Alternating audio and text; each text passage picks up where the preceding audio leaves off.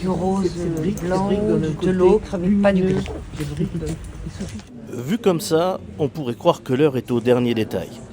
Pourtant, nous sommes bien sur le chantier de la bibliothèque Méjane, dont la livraison de la première partie ne se fera pas avant décembre 2025.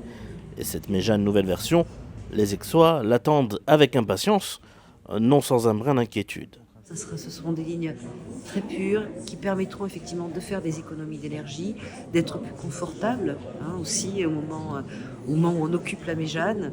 Et je pense qu'ils seront très heureux, je crois qu'ils peuvent être rassurés d'entrée de jeu. C'est l'ancienne version mais en mieux, dans le sens où donc, elle sera beaucoup plus ouverte sur l'extérieur. C'est un peu l'idée de refaire le lien entre ces quartiers, et de nouveau d'en faire un tiers-lieu, donc les Aixois auront à cœur de visiter et d'emprunter. Il faut bien comprendre que le site actuel date des années 80. C'est un projet qui a été conçu dans les années 80, donc à une époque où il n'y avait pas de téléphone portable, où il n'y avait pas Internet, où il n'y avait pas les CD. Donc, vous imaginez bien que les usages de divertissement et de lecture ont évolué. Et donc ce qui sera proposé, c'est des espaces adaptés à ces nouveaux usages. Autre point historique qui va faire sa disparition de l'entrée de la Méjane, ces fameux livres géants. Un symbole pour les Aixois qui craignaient de les voir disparaître, mais finalement, leur inquiétude semble avoir été entendue.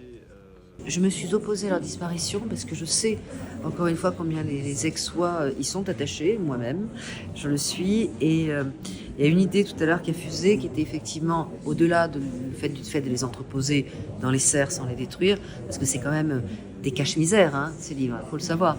Ils sont là pour cacher la tripaille, je dirais, de la bibliothèque. Tripaille qui aujourd'hui, effectivement, se met beaucoup plus facilement dans le bâti qu'auparavant. Je pense à la climatisation, je pense aux câbles, au réseau, à la téléphonie. Bon, aujourd'hui, évidemment, ça va s'intégrer directement dans le bâtiment, mais ces livres vont être entreposés aux serres et on imagine pouvoir, peut-être dans le cadre d'un parc de lecture, pouvoir les ressortir et les implanter de manière à en faire un signal, incontournable.